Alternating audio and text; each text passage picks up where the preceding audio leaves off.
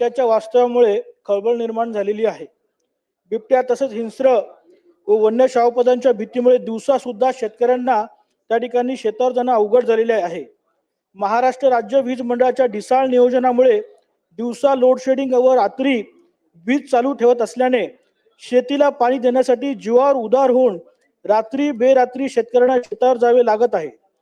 One विभागाच्या अक्षम्य दुर्लक्षामुळे बिबट्या तसेच अन्य वन्यजीव सर्रास नागरी वस्त्यांमध्ये वावरताना आढळून येत आहे. सर्वसामान्य नागरिकांमध्ये कमालीचे दहशतीचं वातावरण निर्माण झालेले आहे. राज्यात अनेक ठिकाणी वाघ आणि बिबट्या नागरी वस्ती शिरून पाळीव जनावरांचं नव्हे तर लहान मुले, अबाल, वयोवृद्ध नागरिकांना भक्ष्य केल्याच्या घटनांमध्ये मोठ्या प्रमाणात वाढ होताना दिसून येत आहे.